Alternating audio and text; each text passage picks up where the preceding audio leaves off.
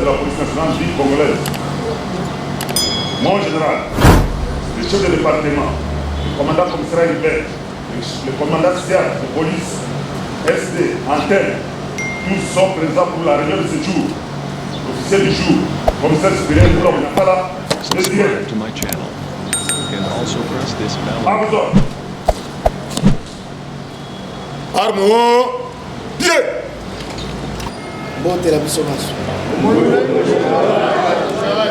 J'en attends la idée parce qu'il faut que le commissariat général on a contrôler l'effectif de la mission. Il y a TRG, il y a défilé. Il y a un mot on a félicité le dispositif. Il y a PCR sur les tronçons Monjiba. Pour féliciter officier Nabiso Oyo Akangaki, honorable Père Zongi Siye, Nanzela, Namukolo Utikolo Koleka. To umelia to mona kakaba vidéo o ezako ko vilipande police. Mais cette fois-ci, coup de chapeau à cet officier-là. Ezanan. Major Peter, il est là. Voilà. Nous ne sommes pas là seulement pour condamner, nous sommes là aussi pour encourager, féliciter.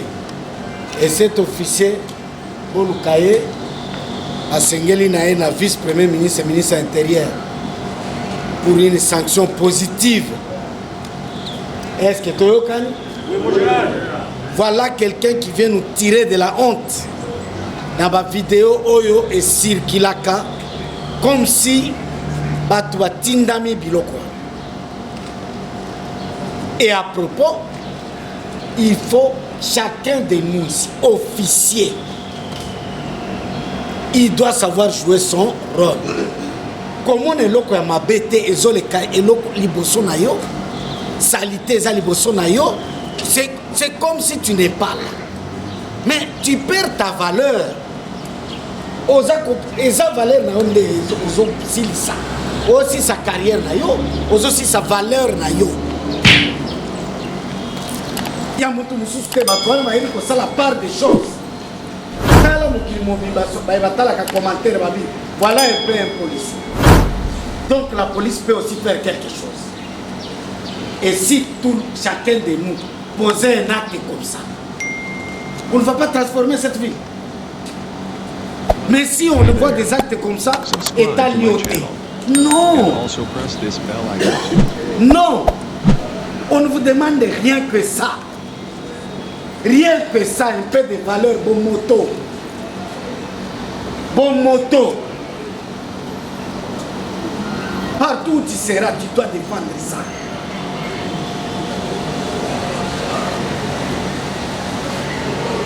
Le major Peter, vous l'appelez, je l'ai conduit aujourd'hui. Dans la semaine, nous allons à la parade. Nous allons à la parade d'ici vendredi, nous allons à la parade générale. Nous allons à Makambo Kili Tokolobela. On a Kotia Batuna Milongo. Deuxième félicitation, Ezali pour la track ya Bakuluna avec les 2 vagues qui viennent de partir. Soyez félicités. Et ce n'est pas n'importe qui vous félicite, c'est moi. Vous savez ce que je suis en cette matière-là. Vous l'avez très bien fait. On vient aussi d'avoir une audience à niveau de la population pour rassurer bango que tokoki ko sécuriser bango. Mais tozali ko sécuriser bango. Ce sont des félicitations au vrai sens du mot que je lance là. Il y a mon côté. Et chacun doit en tirer profit. Et mon profit nabiso, il y a liboso ezali, onero et zonge libiso. Ça fait 2 jolis coups de filet. Le major Peter, à la cuisine d'un civisme routier, comment on peut se comporter. Tant on a un petit gare central na zongi, mutu nyonso aza na mulongo. Et ça pour la vidéo, il y a major Peter. Au moins il a tapé pas et tout le monde a compris comment on devait se comporter. Et si vous voyez le Google, c'est les petits rouges, ça ne reste pas rouge, ça monte orange. Orange, c'est-à-dire que ça roule quand même. Rouge, c'est bloqué. Rouge foncé, c'est bloqué. Bouchon. Mais il y a des rouges où on dit que c'est compliqué. Mais ça montre que nous pouvons faire quelque chose. Hey there. Subscribe to my channel. And also press this bell icon. Si on doit faire des hautes tensions à ici 11 minutes, mais c'est bon, il n'y a pas d'embouteillage. C'est parce que les citoyens ont respecté. Tant que vous avez un sens contraire, l'État a côté à la voie secondaire, avec perturber tout. En plus que des routes secondaires n'existent pas. Nyonso n'existe pas. Il ne reste que la principale. Mais il faut tout gérer la principale madame.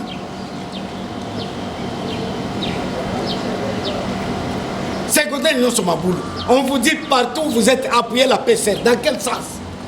Dans le déploiement et pour veiller au comportement incivique. N'est-ce pas ça? Et là tout le monde est libre et tu peux avoir des mérites pour ça.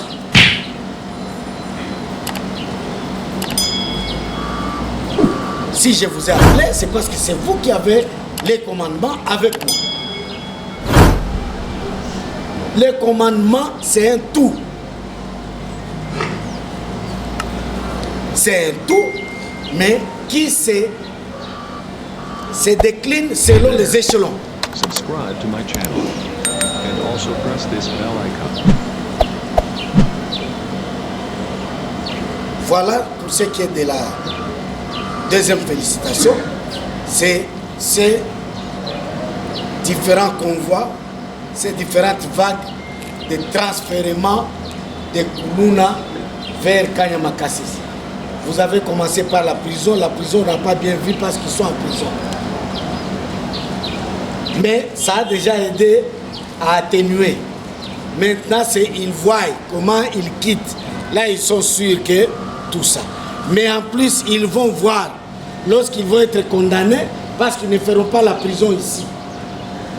D'ailleurs, le même samedi, on a désengorgé la prison avec 112 criminels du genre. Bakev Janging. Le même samedi, une partie Kanyamakasese, une partie Angeng. C'est pour dire que nous sommes déterminés pour nettoyer la ville de Kinshasa, dans les malfaiteurs de tout genre. Ça là, mais toi, soyote. Toi, tu vas là où tu dois être. C'est-à-dire disparaître, population est monolissousouté, ok, et si qu'on a prison, tu wapi, au vandi kuna. Et ici, nous restons tranquilles. Subscribe to my channel. And also press this bell icon. Une autre félicitation, c'est dans le commandant Oyo, Bandimi, Apesa, Azwa corruption te, a libéré Kuluna te, pona mbongo. Au libéré Kuluna pona mbongo, au violé consigne. Topesi consigne particulière, Kuluna pas de libération, pas d'amende transactionnelle. Et j'ai commencé par mon entourage. Major Azalia. Ne pas oser ici. Bon, tout la salle qui a su bon.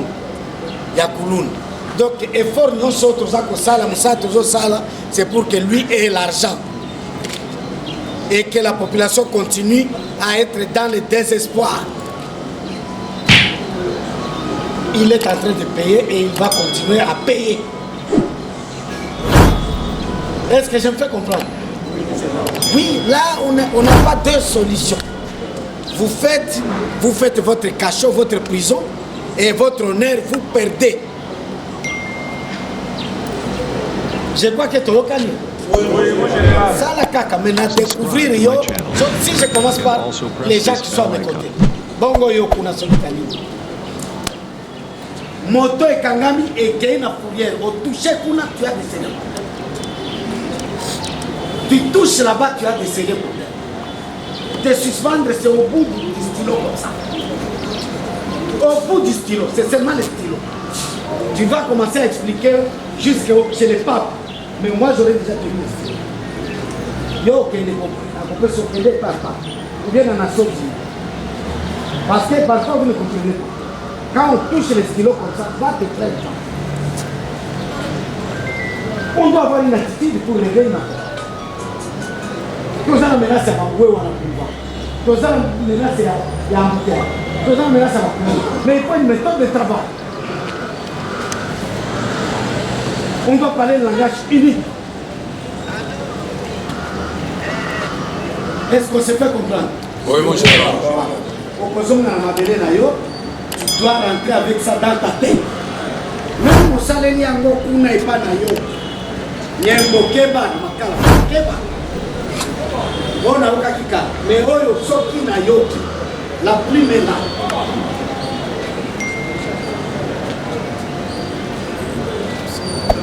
Hey there.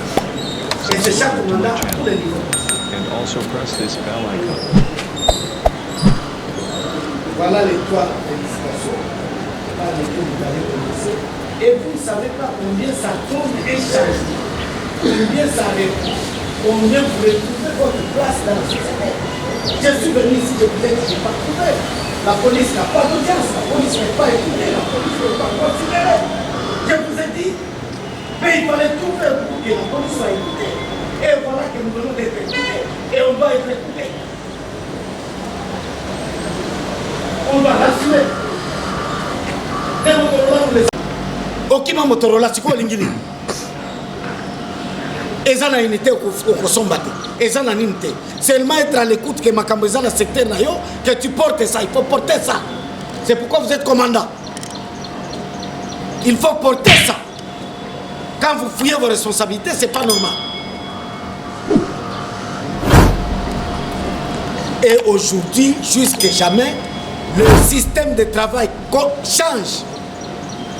Nous allons toujours nous réunir comme ça, au monde na Bengio.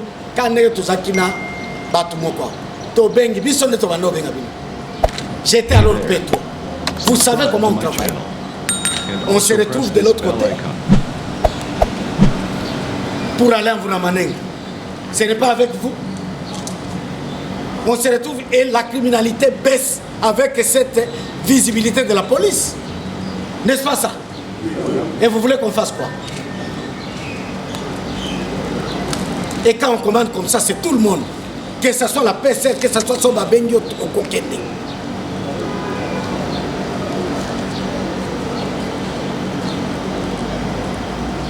Motorola, c'est pour utilisation.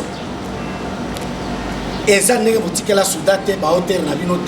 les systèmes de travail à partir d'aujourd'hui, on a déjà réussi quelque chose. On ne doit pas baisser les prix. Autre posé Motorola, c'est-à-dire au limite à la case à départ à zéro. Si je te déniche que souci n'a pas saboter les efforts des autorités, tu vas répondre toi-même. Ça là, c'est en public, tu peux faire. Mais quand on te vise toi, c'est tout.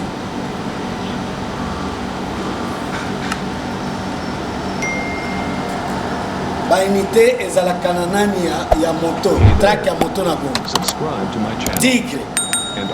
Par jour, je dois voir ici 10 motos dans le secteur de la bombe. Au Capi, 10 motos. J'ai mis Nyoso et la Kawana. Vous avez j'ai mis Vita, 10 motos. PD, 10 motos. Ça fait combien? toke nanu na 40 par jour nake musika te moto na Gombe. Ce n'est pas ce que vous allez faire là-bas en dehors de la vie. Au Kangi kuna en dehors, je t'arrête. Parce que ça fait violation des... Et quand je te dis ça, demande au P1. Où est ton secrétaire? P1. À l'auditorat. À l'auditorat. Posez-le comme un jour à Kozinda. À quoi ils sont Azindi. Azindi non fait. Azindi. Donc, ça, c'est la blague. Pour recrutement, il y a 5 chiffres. Aza ko sala bango mandoki ezoko momaka batu ba innocent. Pesa mona na akufa na mandoki ya innocent. Pesa koko na akufa na mandoki ya innocent. Pourquoi des choses comme ça? Vous tuez des personnes comme ça et innocents. And also press this bell icon. Batu ya nani ya anti-Valérie ya commune ya Lingwala. Badindite. Je te dis que je t'attrape dans la médiocrité. Je te mets là-bas, tu y vas. Yo sala buzoba, mais c'est-à-dire au lingi prison. Un point très. Au sali buzoba comme en prison. Soko tiki bakitani na yo, basali buzoba, tu ne prends pas les dispositions. Et Talio, c'est toi qui vas aller à leur place. C'est ce qu'on vous donne comme commandement. Avoir vos hommes à main.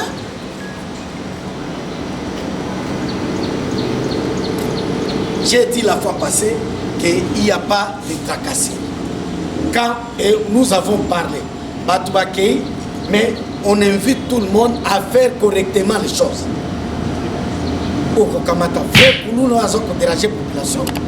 Au Kokamata, vrai bandit armé, on a déranger la population. Mais il y a tout déféré à qui de faire autre chose, ça ne nous intéresse pas. Pour que nos Kangamoto en dehors du secteur à Congo. Ce sont des Congolais qui font leur vie, c'est ça leur métier. Va respecter les normes et puis ils continuent leur vie. Est-ce que je me fais comprendre? Bikanga Kanga, ma bulletin de service, l'heure est maintenant au contrôle de tous les hommes. Au signal bulletin de service, il y a détachement. Tu connais bien qu'ils ont compétence là. Mais il y a un signal qui chasse ses amounènes. Mais que va à partir à l'héros na sui ango bilete na yo okozinda awa tolobeli na parade olingi kozinda continue avec ton bulletin. Ils sont nombreux vos bulletins. Demandez ici. Père 3 il est là. Même quand on déguerpit, c'est un devoir demandé par la justice. Mais pour le gardiennage, j'ai dit voir société de gardiennage. Il est là. Parce que si tous les détachements, tous les déguerpissements, je dois donner des policiers. Je vais rester avec qui? Et toi, tu vas rester avec qui? Et je vous ai dit, s'il y a des malins qui font ça, vous venez me signaler.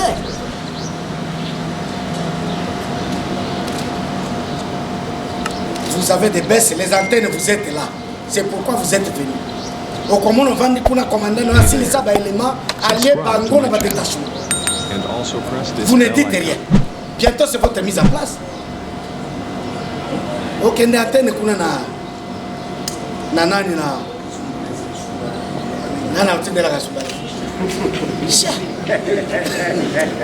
bon, vous avez le devoir de me dénoncer ça. Est-ce que je me fais comprendre? On ne blague pas, il y a un temps pour tout. Il y a un temps qu'on dit que tu es antenne, tu es commandant. Et on ne sait pas, tu es à peu près, tu es qui? Non. Il faut savoir s'identifier tel. Les S2 n'étaient pas venus. Et les antennes, ils sont là. Les S2 des districts, ils sont là. Il y a Gombeazawa qui ne porte pas ma signature. Parce que quand j'engage, je sais dans quelles conditions j'engage. Est-ce que je me fais comprendre? Je ne suis pas des fous. Tu engages en désordre, même si tu ne restes plus avec les paquets, tu continues à engager. C'est ça le type de commandant que nous avons. C'est ça, non? Même si tu n'as plus de piquets, même si tu n'as pas ta garde, tu engages même la garde. Tu engages même la garde parce que tu as besoin d'argent de détachement. Tu engages même la garde. C'est ça. Subscribe to my channel. Engage la garde au consigne. Ça sont des violations de consigne. Et attention, consigne, on fixe l'affaire. C'est l'instruction actuelle. Jusqu'à obtenir condamnation. Les juges doivent statuer. C'est ça les instructions du moment.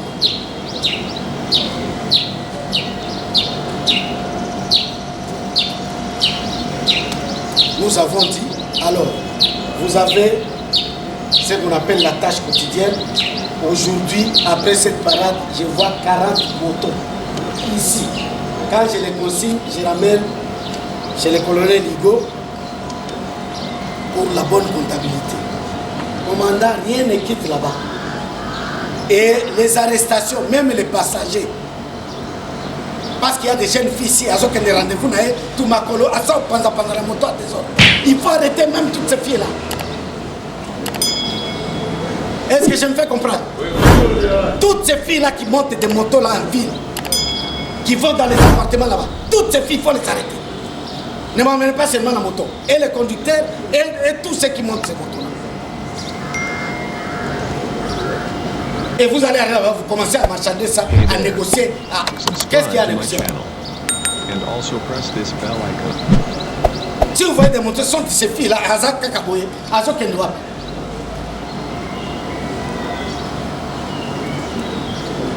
Voilà que nous avons parlé.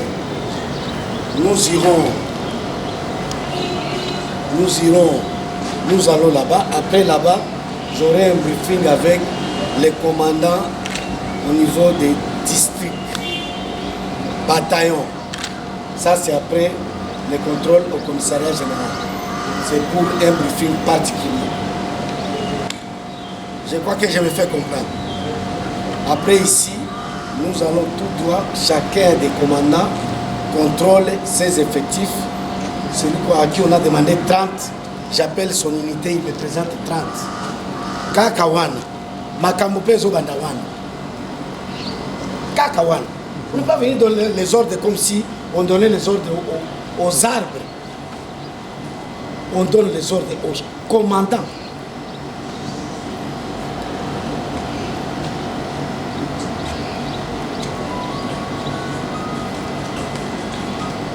Et il ne faut pas faire semblant, il ne faut pas faire quoi que ce soit. Après ici, nous allons nous rencontrer avec les commandants. C'est pour parler de la mise en place et de comment ça va se passer. Moi j'étais ici, je suis parti au Congo central. Je ne suis pas rentré. Je suis resté dans la discipline. Je suis resté dans Nalanda qui loenge. Loenge ou bien l'accélère. Tu commences à nous. Est-ce que tu sais ce qu'il passe quand il te dit des choses? Dans l'oreille. Il y a ça pour nous, on monte maintenant, on a bien. On est même ça.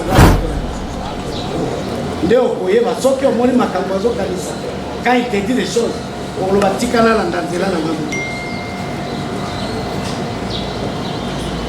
la communication, il peut bien vous dire. C'est lui qui t'amène le message. Derrière ça, il a toujours quelque chose derrière ici. Alors ça là, il faut le rebattre. Et là, on a bon mis à quand on est en face pour le message. Vous voyez, Mobalo, Yewana, Masino, Yewana pour la chambre. Il y a deux possibilités. Ça t'a moniqué.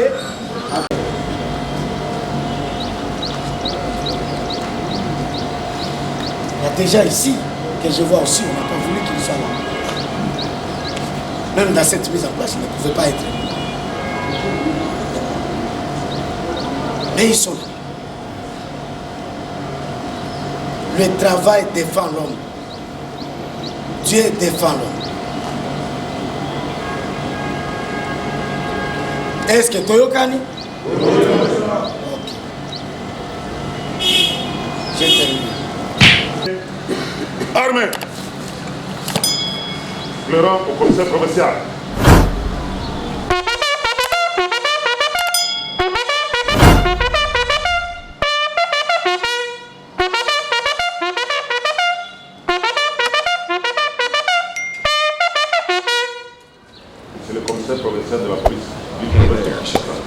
Directement général, Subscribe to my channel le cadre, and ici also présent, press this ont bien bell suivi icon. votre instruction de ce matin et vous promet une exécution sans faille. Le commissaire supérieur, Mboula Onyafala, Désiré. Merci beaucoup pour la présentation. Je dois rappeler que juste après cette parade, tous les commandants au niveau du commissariat urbain accompagnent le commissariat général pour contrôler les effectifs des défilés.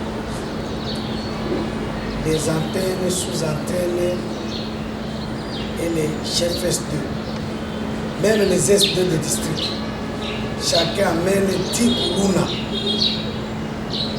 au plus tard le mardi. Parce que leur départ c'est jeudi. Le mardi, plus tard, chacun avec 10 koulouna. Je reprends pour l'instruction de la bombe. Pour sortir d'ici, chaque unité désignée amène 10 motos arrêtées avec leurs passagers. Les zones sont à votre disposition pour la poursuite normale du moment. À vos ordres, mon général.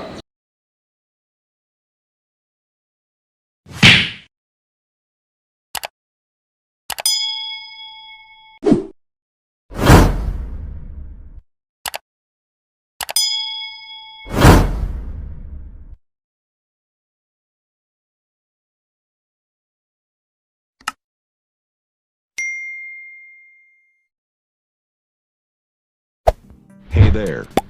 Subscribe to my channel and also press this bell icon.